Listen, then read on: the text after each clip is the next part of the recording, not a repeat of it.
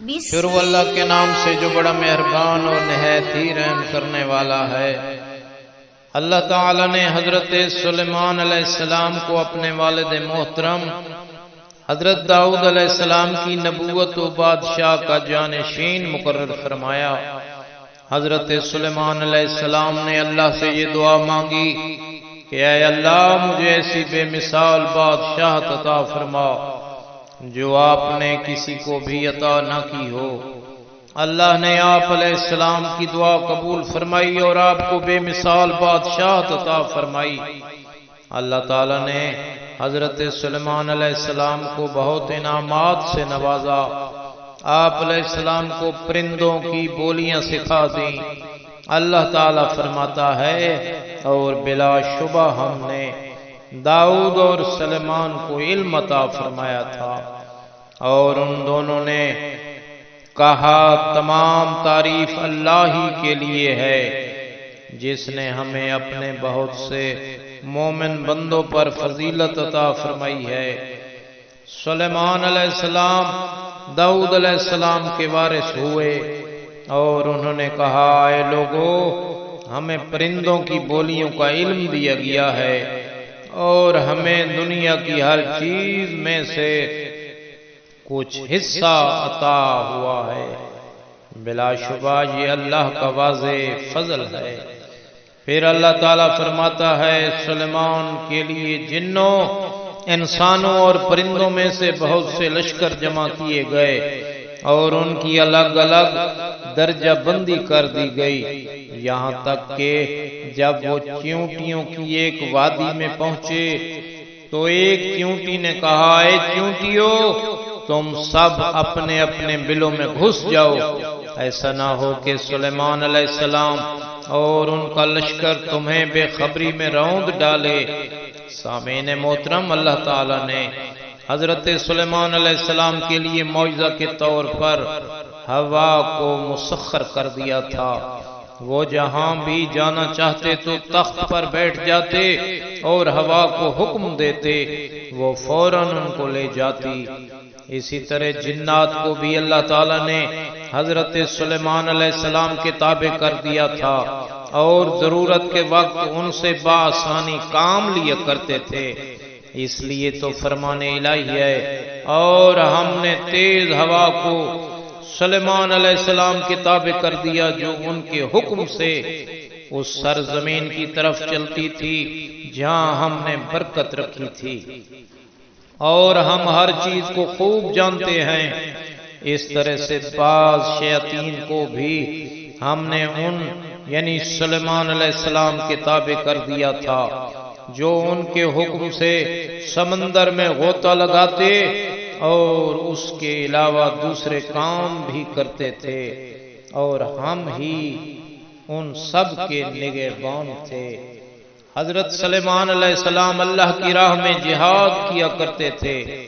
ایک مرتبہ حضرت سلیمان کے سامنے عمدہ جنگی گھوڑوں کی نمائش کی گئی تو آپ علیہ السلام نے ان گھوڑوں کو اللہ کی راہ میں جہاد کی خاطر بہت پسند کیا۔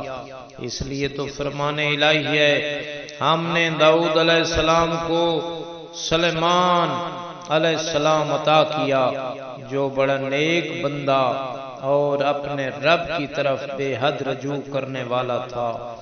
جب شام کے وقت ان کے سامنے عمدہ نسل کے تیز رفتار گھوڑے پیش کیے گئے تو انہوں نے کہا میں نے اپنے رب کے ذکر پر مال کی محبت کو ترجیح دی، یہاں تک کہ وہ سورج چھپ گیا۔ انہوں نے حکم دیا کہ ان گھوڑوں کو دوبارہ میرے سامنے لاؤ، پس وہ ان کی پنڈلیوں اور گردنوں پر ہاتھ پھیرنے لگے۔ سامعین محترم، حضرت سلیمان علیہ السلام گھوڑوں سے صرف اللہ کے جہاد کی خاطر محبت کر رہے تھے۔ حضرت سلیمان علیہ السلام کی فوج میں ہدہد پرندہ بھی تھا جس سے آپ علیہ السلام کئی کام لیا کرتے تھے۔ ایک مرتبہ آپ علیہ السلام نے ہدہد کو غائب پایا تو آپ علیہ السلام نے فرمایا کہ اس کو غائب ہونے کی میں سزا دوں گا، یا وہ کوئی صحیح عذر پیش کرے گا جب ہدہد واپس آیا تو اللہ کے نبی کو ایسی خبر دی کہ اسے معاف کر دیا گیا۔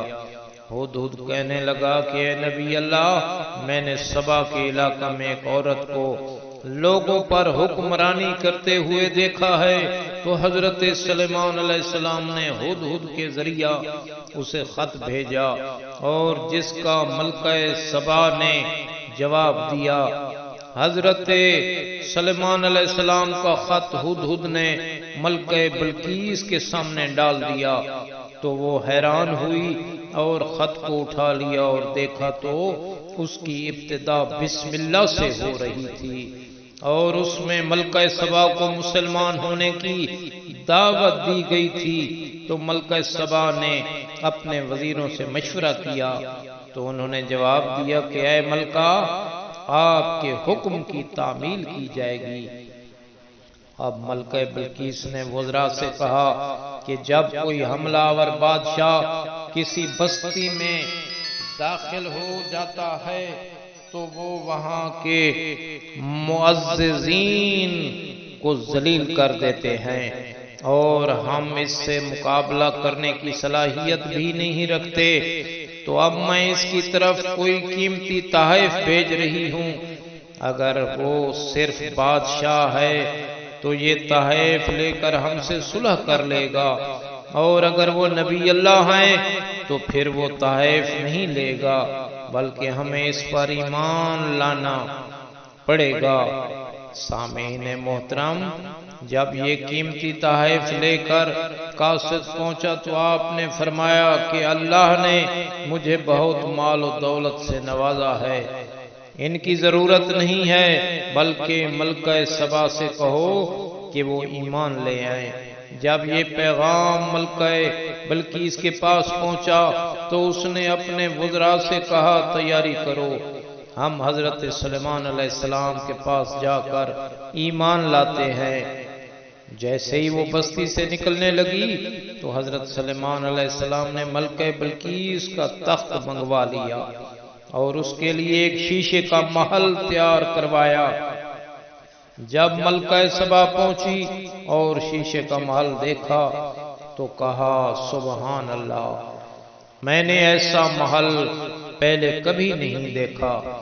فوراً ہی حضرت سلیمان علیہ السلام پر ایمان لے آئی اور کہنے لگی میں نے آج تک سورج کی عبادت کر کے اپنے آپ پر ظلم کیا ہے، اور اب میں سلیمان علیہ السلام کے ساتھ اللہ رب العالمین کی مطیع اور فرما بردار بنتی ہوں۔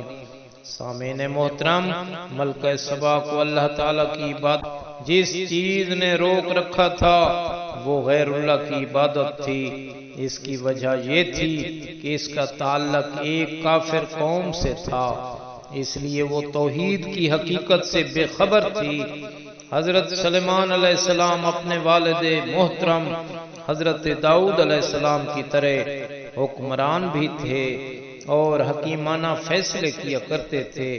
ایک دفعہ آپ علیہ السلام کے والد محترم حضرت داؤد علیہ السلام کے پاس ایک مقدمہ آیا کہ ایک آدمی کے بکریوں کے ریوڑ نے ایک کسان کے کھیت سے انگور کی فصل کا بہت نقصان کر دیا ہے۔ تو حضرت داؤد علیہ السلام نے یہ فیصلہ فرمایا کہ مدعا علیہ اپنی تمام بکریاں انگوروں کے نقصانات کی تلافی پر مدعی کو دے۔ تو حضرت سلیمان علیہ السلام نے فرمایا بابا جان، آپ کا فیصلہ تو درست ہے، اگر آپ اجازت فرما دیں تو میں کچھ عرض کروں۔ تو اجازت ملی تو حضرت سلیمان علیہ السلام نے یہ فیصلہ کیا کہ عارضی طور پر یہ بکریوں کا ریوڑ مدعی کو دے دیا جائے اور وہ بکریوں کا دودھ بھی استعمال کرے اور اون بھی، اور مدعا علیہ انگور کی فصل پر کام کرے اور دوبارہ فصل کو تیار کرے۔ جب انگور کی فصل پہلے کی طرح ہو جائے تو مدعی اپنی فصل کو سنبھال لے اور مدعا علیہ اپنی بکریوں کو۔ حضرت داؤد علیہ السلام نے فیصلہ پسند فرمایا اور اپنے بیٹے کو داد تحسین پیش کی، تو اللہ نے بھی حضرت سلیمان علیہ السلام کے اس حکیمانہ فیصلہ کو پسند فرمایا۔ محترم سامعین، بیت المقدس کی تعمیر ہو رہی تھی اور جنات کام میں مصروف تھے، تو حضرت سلیمان علیہ السلام نے جنات کے سربراہ کو نقشہ دیا اور فرمایا کہ تم کام کرتے رہو اور میں اپنی عبادت گاہ میں جا رہا ہوں، کسی کو آنے کی ضرورت نہیں ہے۔ جب عبادت خانہ میں حضرت سلیمان علیہ السلام داخل ہوئے، وہ شیشے کے بند محل میں کھڑے تھے اور جنات دیکھ رہے تھے، مگر حکم الہی ہوا اور فرشتے نے روح قبض کر لی، اور 4 ماہ حضرت سلیمان عصا کی ٹیک پر کھڑے رہے اور جنات دیکھتے رہے اور کام میں مشغول رہے۔ جب بیت المقدس کا کام مکمل ہو گیا تو با حکم خدا دیمک نے عصا کو کھا لیا اور نبی اللہ زمین پر گر پڑے۔ اس وقت آپ کی عمر مبارک 50 سال تھی۔ حضرت سلیمان علیہ السلام کی وفات کے بعد آپ کا بیٹا بادشاہ ہوا اور اس نے 17 سال حکومت کی۔ اس کے بعد بنی اسرائیل کی سلطنت کے ٹکڑے ٹکڑے ہو گئے۔ آخر میں میری یہ دعا ہے کہ اللہ ہمیں راہ مستقیم پر قائم رہنے کی توفیق عطا فرما۔ سامعین محترم، اگر آپ کو ہماری یہ ویڈیو پسند آئے تو لائک کریں، شیئر کریں اور ہمارے چینل کو سبسکرائب کریں۔ کروڑوں درود و سلام ہوں محمد وال محمد علیہ